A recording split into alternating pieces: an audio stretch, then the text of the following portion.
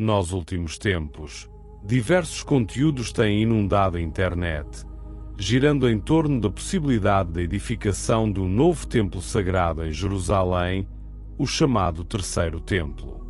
Esse tema tem gerado debates acalorados, alimentando previsões, crenças e temores, especialmente entre aqueles que veem nesse evento o prenúncio de antigos presságios que apontam para o fim dos tempos.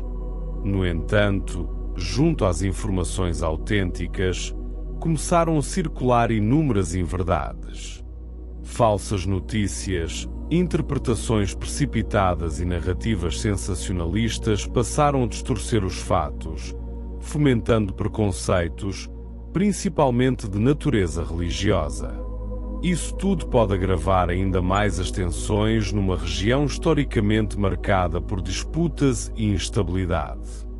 Foi por essa razão que decidimos produzir este conteúdo. Queremos apresentar o que realmente se sabe sobre essa esperada construção, porque tantas pessoas creem que ela está próxima de se tornar realidade e o que isso pode significar tanto para o Estado de Israel quanto para a ordem mundial. Além disso, vamos abordar os impactos políticos que esse movimento tem gerado e o que se desenha para o futuro. Antes de tudo, é fundamental compreender por que esse templo seria o terceiro. E qual é o motivo de tanta importância estar centrada num único lugar? A resposta está enraizada na história mais antiga do povo hebreu. Quando Moisés recebeu de Deus as tábuas com os mandamentos, foi também instruído a preparar um relicário sagrado para guardá-las, a Arca da Aliança. Essa arca seria o símbolo máximo da ligação entre o Criador e os homens, e sua manipulação obedecia a regras rigorosas, ditadas pelo próprio Deus. Nos primeiros tempos, ela era mantida em tendas móveis, já que o povo vivia em constante deslocamento. Essa realidade mudou com o reinado de Davi, que, ao estabelecer Jerusalém como capital, quis erguer uma morada permanente e digna para a arca. O projeto, no entanto, só foi executado por seu filho, o rei Salomão. Nasceu assim o primeiro templo de Jerusalém, um centro imponente de culto e espiritualidade. Mas essa magnífica construção foi arrasada por volta do ano 586 a.C., durante o cerco liderado pelo rei Nabucodonosor da Babilônia. O episódio está documentado tanto em fontes religiosas quanto em registros arqueológicos e históricos, tornando-se um marco incontestável. Após a destruição, muitos judeus foram levados ao exílio. Somente décadas depois, com o fim do cativeiro babilônico, os hebreus conseguiram reconstruir seu templo. Este, conhecido como Segundo Templo, foi concluído por volta de 516 a.C. Ele permaneceu ativo até 70 DC, quando, em meio à revolta judaica contra o domínio romano, foi destruído novamente, desta vez como resposta a uma rebelião provocada após reformas impostas por Herodes para agradar Roma. Desde então, a esperança de um terceiro templo tem atravessado gerações, tornando-se parte fundamental da espiritualidade judaica.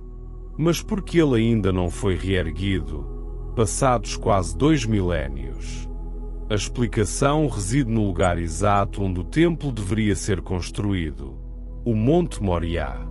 Foi ali que, segundo a tradição, Abraão quase sacrificou seu filho em obediência a Deus, um evento que marcou não só o judaísmo, mas também o cristianismo e o islamismo, todas elas reconhecendo Abraão como patriarca da fé. Essa convergência de significados faz daquele espaço uma das áreas mais sensíveis do planeta. Ao longo dos séculos, Jerusalém mudou de mãos diversas vezes.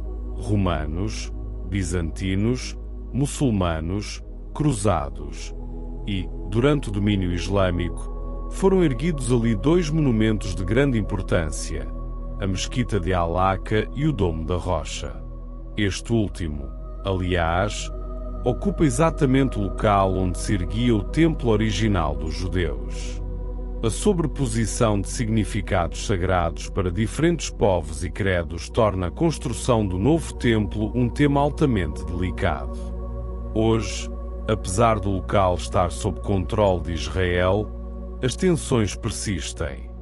A Jordânia controlava essa parte de Jerusalém até 1967, quando, após a Guerra dos 6 Dias, ela foi incorporada ao território israelense, decisão ainda não reconhecida por boa parte da comunidade internacional. Com isso, o acesso à área se tornou um ponto de conflito constante.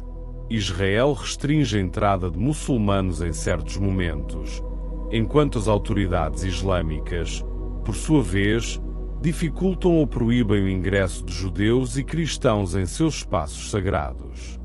Isso torna praticamente inviável qualquer movimento para reerguer um templo naquela área, pelo menos de forma oficial.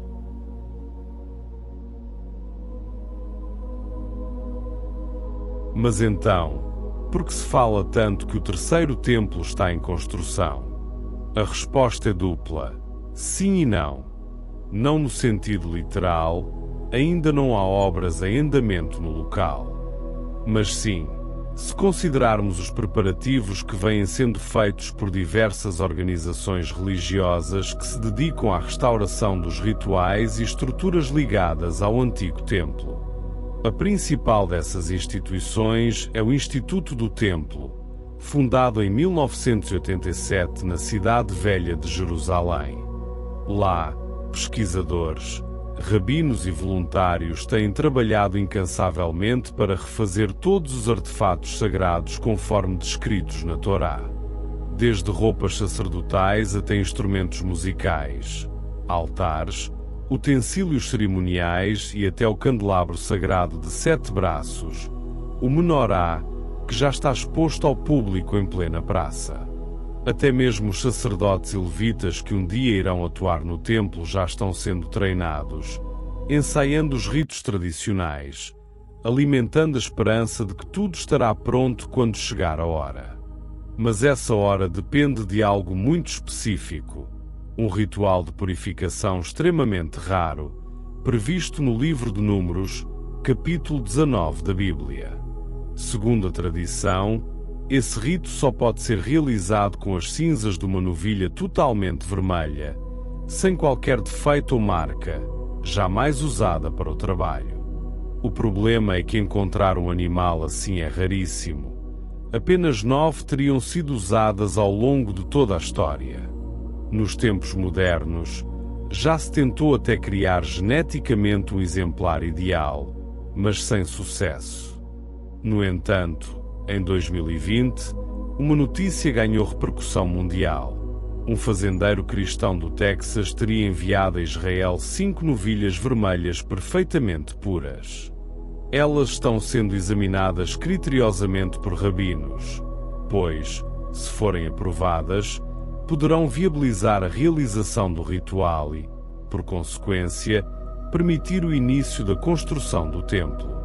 Essa notícia mexeu com os ânimos em toda a região, e segundo alguns analistas, até mesmo o ataque realizado pelo grupo Hamas em 7 de outubro de 2023 poderia ter ligação com isso. A operação foi chamada de Tempestade de Al-Aqsa, justamente fazendo referência ao local onde o templo deve ser erguido. Há quem veja nisso mais um sinal de que profecias estão se cumprindo, inclusive aquelas que apontam para a vinda do Messias e o desfecho dos tempos. Por ora, essa é a realidade que se conhece. Se houver qualquer atualização relevante, voltaremos para trazer as informações com clareza e responsabilidade.